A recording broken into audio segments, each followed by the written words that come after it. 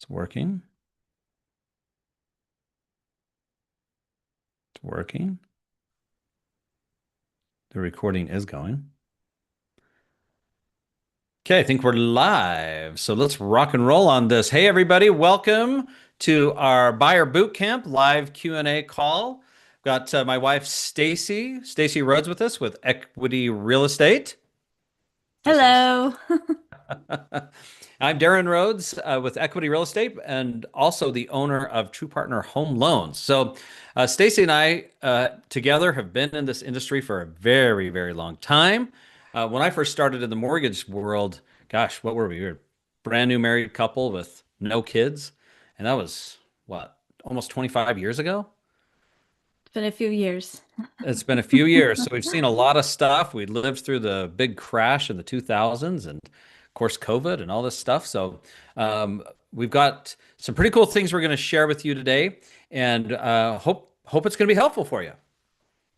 Yeah, we're super excited. I'm going to be talking about your dream home, how to find and know you've found the perfect house using our simple ABC dream home formula, which is really awesome and simple. And why is now a good time to buy, the wrong question to ask, and how the right question can change everything. That's right. We get that question all the time, and it's the wrong question. So I'm going to be covering some mortgage stuff. We're going to be talking about the two most important things that invariably, well, become the most important, and then three things you need to qualify to for a great mortgage, and when you actually start that process. Right. So first, we're going to talk about the ABC Dream formula, Dream Home formula. A super simple method of how to find and know you found the perfect home for you and why we recommend that you follow this formula. Right? Because a lot of people just shotgun the approach. Yeah, most people just go out there and say, "Oh, I like this, and I want to just walk through this home." And if you love it, and you go for it, right? Yeah. But this will help. Well, actually, Stacey, you tell us what it'll do. Well, it actually prioritizes a lot of things so you know exactly what you're looking for in the right area. So we recommend using it because then house hunting becomes efficient and focused with clear parameters. It'll help you make better offers. You won't waste time on unrealistic options or overpaying. It transforms your house hunting from emotional roller coaster to a strategic negotiation, and it That's puts your huge, money by the way. That's huge. seriously, right? It's such a home buying can be such an emotional process. It's crazy. It really is actually for You the old roller hmm coaster up and down. And it also helps you put your money to the things that will make you the most happy in your new home. Um, and it's really super simple. Even your first grader can help you do it. So just all you need is to grab a paper and a pen and your loved ones and just who are going to be involved in making these decisions. So it's super easy. Yep. This formula works so well. But before Stacy jumps into the formula, I got to give you one initial thing that you got to do. Okay, super important. And this is the practical side. This is the money side. But here we go. You need to establish two prices. Now, why not one? Well, here's why. The two prices that you want to establish are your preferred price. Like in a perfect world, what price do you want that new place to be? Okay. But then you also want to establish your maximum price. So the maximum price is, hey, listen, this is top dollar we're willing to pay or able to pay. And if it goes a dollar more above that, we're moving down the river. Like we're just going to keep going or we're going to keep renting. Okay. So maximum and preferred. And the reason why this is super important is because oftentimes when you're looking for your dream home, um, knowing what your ceiling is will save you a lot of time and money and pain and effort and all that stuff. Um, and then it will also help you be ready if you need to make a little stretch above your preferred. So it creates this nice little buffer for when you find out that, hey, maybe that perfect house came available, but it's $50,000 more than our preferred price. Well, if it's underneath your maximum price, then you may be able to jump on it. So it just gives you a little bit of leeway to take advantage of the market. I love that for sure. All right, was that both of those? Yep, maximum and preferred. So establish what those are. Oh, and by the way, um, we do that as part of the pre-qualification. And side note, a lot of times people can get pre-qualified for more than what they prefer.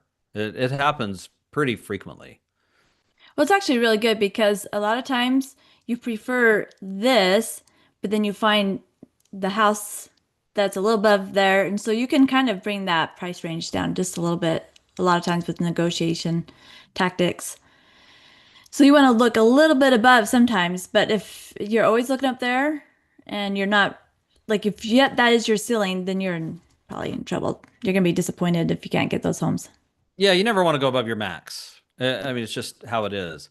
So, but you can go above your preferred as Yeah. long as it's not above your max.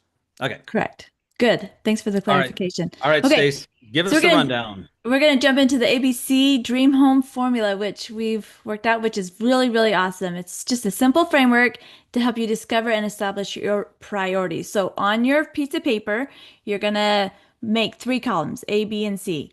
So we have the three columns, and we're gonna say A is gonna be your non-negotiables, no more than three. You only get three non-negotiables.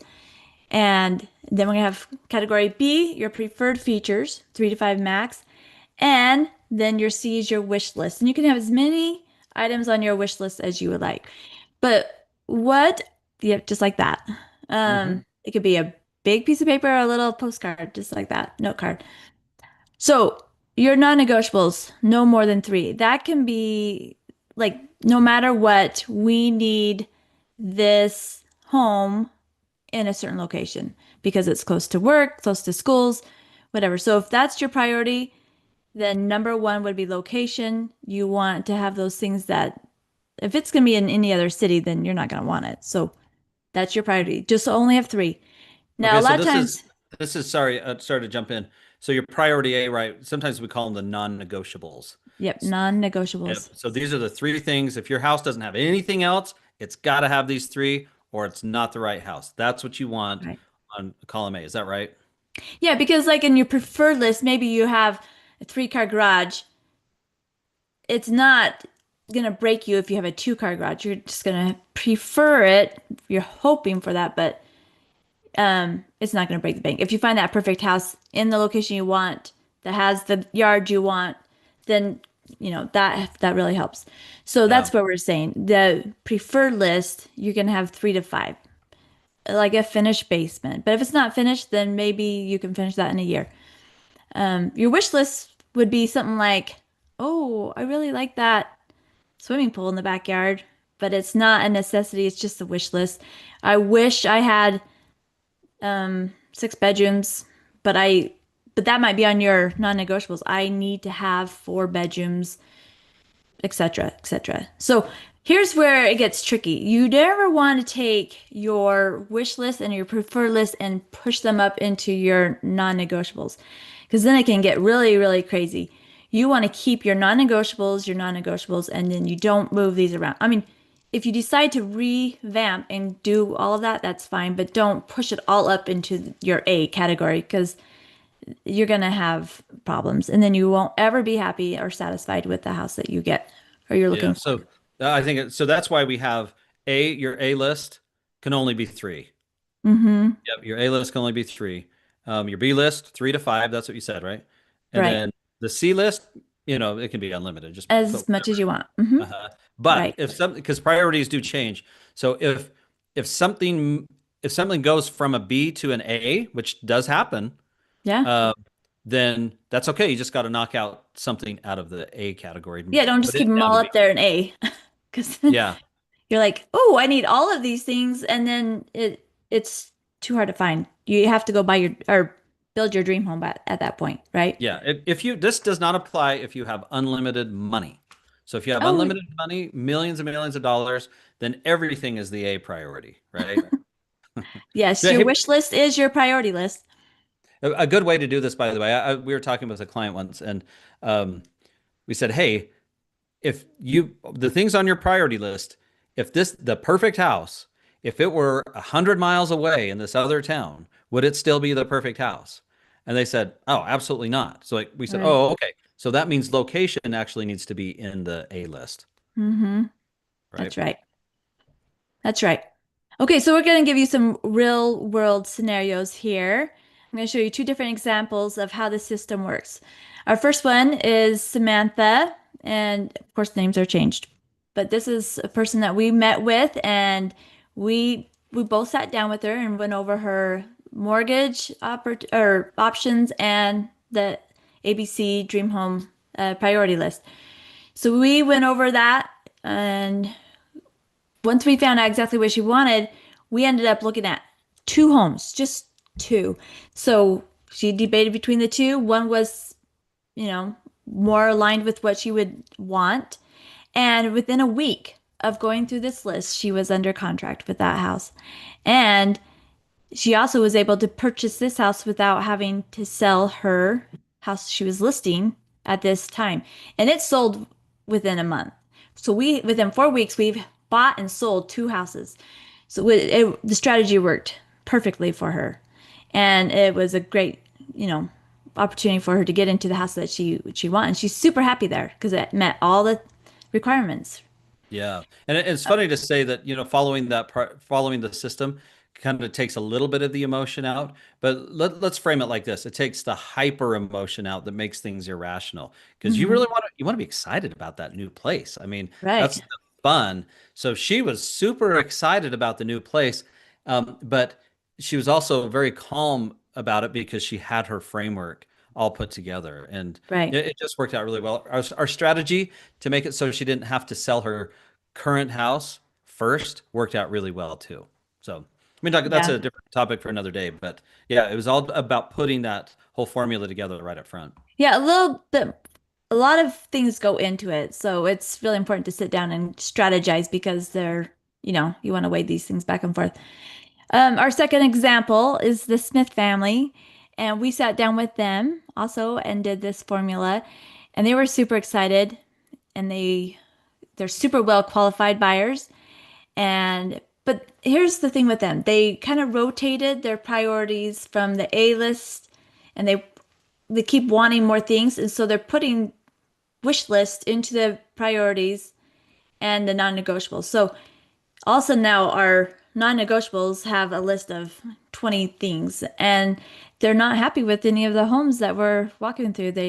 It's been 18 months, and and priorities change, and it's totally fine. And they want to make sure that they find the right house. There's nothing wrong with that at all, but it can cause confusion, and all of a sudden their priorities, they're not sure where they want to look or live anymore. It was in this area, now it's clear down here because they want this dream home of all the things, and it's pretty difficult to find. So, With and with the budget with they have, yeah. yeah, with the budget they have. So, just a difference, if you stick to your priorities and you don't get really, I mean, you want to be emotional about it. You want to love the house, right? But you want to make sure that these three priorities are the ones that you can't live without. But the next ones, we can work through it because it kind of goes into timing of the house, right? And so we're going to kind of lead into that next question is when is the right time to buy? And most people ask that, right? And that's actually the wrong question. The better question is when do you plan to sell? And Oh yeah, so, let's emphasize that. Let's put that in lights. Brink, brink, brink, brink, brink, yeah. brink. That's the sound effect for lights. Ooh, lights. So here's the question is, okay, so back to the Smith family. If they're only going to live there 5 years, do they need everything on their wish list, to perform for them to be happy? And I would say, no, you want your priorities. So this back to when are you planning to sell? Is it a 3-year plan, 5-year plan? Is it 10 years? If it's your dream home and you're going to live there for 50 years, then yeah, you probably want to make sure that you have everything on that list just right. But so long term versus short term, the real estate generally works out well long term. And um, So what is long also, term? That's the next question. What is long term? Is it 2 months, well, three? it depends on what long term is for you personally. It could be 5 years, it could be 10 years, it could be, I mean, if you're renting, is it? Yeah, you had a scenario, Darren, about someone who was going to maybe college or residency for Yeah. dentistry. So what did they do? Yeah. Okay. So, obviously everybody has their own scenario, but long term really is somewhere between 2 and 3 years to 5 years. So if you're gonna, and it kind of depends on what you're paying in rent too. If you're paying, living in a with family and you're paying $300 a month and you're going to be out of there in 3 years, might be, you might want to stay there or whatever. But if you're thinking, gosh, I'm paying a lot in rent and I might be able to find a place that I can afford. So how long does it take, before it makes sense, right? So generally speaking, that you might be able to do it in 2 years, but if you're going to be in a place 3 years to 5 years, then you might want to look at purchasing a home. Yeah.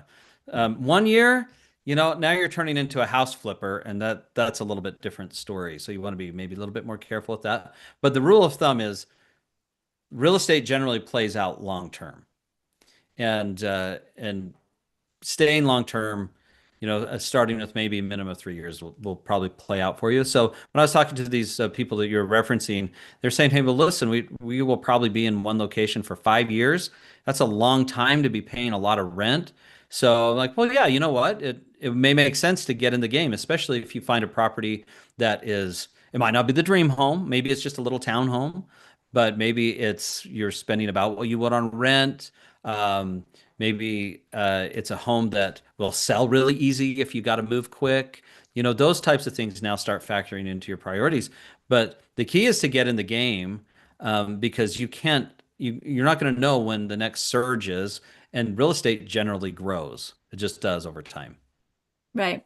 I think that last key point, the key is to get into the game.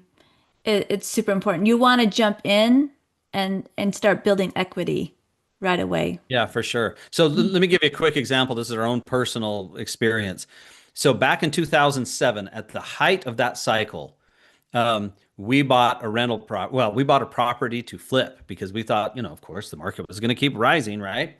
Well, what happened is we bought it for, I can't remember what it was, but the value was about $300,000 when we bought it. And within 3 or 4 months after the crash, it was worth about $200,000. So in value, we lost $100,000. So if you took that little snapshot in time, you could say, man, was that a great time to buy a house? No, it was horrible. That's what it felt like. But check this out. Instead of flipping the house, we retained it. And if we kept, and we actually ended up selling it about 10 years later. And guess what? We ended up making money on the sale of the house, plus the rent, plus the other things. But here's the thing, actually. Think about this. What if we would have kept it till now? I mean, the house is worth 3 times what we paid for it in 2007. So if you take a look at the whole snapshot of time, then yeah, anybody that bought a house in 2007 at the peak and still holds that house has hundreds of thousands of dollars in equity. So that illustrates the question, when do you plan on selling, is far more important than when you plan, is now a good time to buy. That's so true. Okay, awesome. Let's jump into our next section, mortgages. And this is your Hey, section. there's a lot of questions about mortgages, so we're not going to answer all the questions because scenarios are so different. But I will give you some baseline things that I've seen over the last 2 decades plus, and I hope it helps you out. So, when it comes to getting a loan, in the end, the two priorities that everybody ends up really, really needing to find are, it comes down to your payment, what's your monthly payment, and what is how much cash are you going to need to close? So that includes your down payment, your closing costs, and whatnot. So if you can nail down, okay, this payment's going to fit inside of my budget, I can handle this. And if you can nail down, okay, it's going to cost me this much out of pocket, or I'm going to need to bring this to close. If you can get that nailed down, then you're going to have a pretty good setup on your mortgage. And everything else from there streams from those two things. So that's what we really try and establish. It's also part of your priorities too. How much money can you bring to the table, or would you like to bring to the table, and what payment fits inside of your budget. So we really work those angles first. So, Darren, what do you need to get the best mortgage? Can you tell me a little bit about credit scores and a few things Yeah. like that?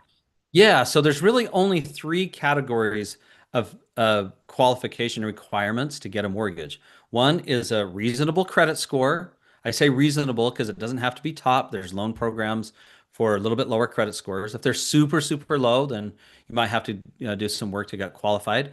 But anywhere in the 600s, there are potential loan programs for you. Anything if your scores are above 700, that's considered really great. And of course, if you're 800 or close to 800 and above, then that's cream of the crop credit. But there are loan programs available for all of those credit scores. Okay.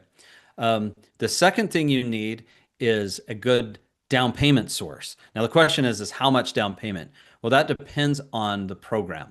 So there are some programs like VA loans or USDA loans that are zero down. Your regular conventional and FHA loans, you can actually do a first-time homebuyer conventional loan with only 3% down. That's available. That's Okay. incredible. Yeah, only 3%. FHA loans are 3.5% down, and your typical conventional loan is 5% down or more. So you don't need 20% down on any of those loan programs. And I bring up conventional and FHA. You may have heard those terms, you may have not, but just know that those are the premium loan programs out there that get you the best terms. So we always shoot for those loan programs first. Your down payment, it can come from a lot of different sources. You'd be surprised. It can be a gift from family, sometimes from a bonus from work. We even had somebody refinance their car one time. It made sense for them. They had a ton of equity in a car, so they got a loan out on their car and they used that for the down payment. There's grant programs. Sometimes they're very expensive, but they are available. And of course, there's some loans that don't require a down payment at all. So there's options there. So you always want to look at options. So when we talk, we look at all the options for the down payment. Okay, the third one is income. So you've got to have enough cash flow that we can document to cover the house payment and all your debts. And the rule of thumb really is if you take your gross monthly income, about half, a little less than half, but about half of your gross monthly income can needs to be able to cover all of your monthly debts, including your house payment. So that's just kind of a rough calculation. Um, and it's all the income that you're using to qualify. So those three things, credit score, down payment, income. And um, when we chat and we start working through the strategies, we look at all of those and different angles where some of these can be maximized. Oh, good. When should someone get pre-qualified? Great question. It's probably never too early. I mean, we've pre-qualified people all the way up to a year in advance. So Um, the big mistake that some people make is they think, well, I think someday I'd like to buy a house, but then that you're just motoring along through life, and all of a sudden the perfect house comes up. Your neighbors offers their house, for example. You go, oh my gosh, I want to buy that house, and so I get the phone call, and hey, can we buy this house? And you start working through the credit and all this stuff. You're like, oh shoot, Disney Plus sent you to collections, or or you just switch jobs, and now you're self-employed, and it's hard to count that income. So what you want to do is we want to do the call, walk through everything that you bring to the table, and map out a plan. So if your credit needs improvement, or if you needed some time on the income, or find a cosigner, or save up money for down payment, or whatever, you've got time, and you've got a plan mapped out for you to accomplish that. So year in advance, 6 months in advance, it doesn't matter, just to get that ball rolling. Oh, because you know what, Stacie? Here's the thing that happens. Once somebody gets the bug and they say, listen, I'm out a year, but I want to They get start pre-qualified. looking. Yeah, yeah. 2 weeks later, we get the phone call like, hey, we actually found a house. We thought it'd be in a year, but there's one that just popped up and we want to buy it. So it Yeah. happens. It's like 80% of the time. So it happens a lot. I know. So, So it's so good to be prepped and ready and have your credit all taken care of, right? yep. I like that. Okay, so you're talking about pre-qualification. I just have a quick question. What's the difference between being pre-qualified and pre-approved? Pre-approved simply means that the lender has actually looked at all your documentation. Pre-qualified means that you've essentially been screened.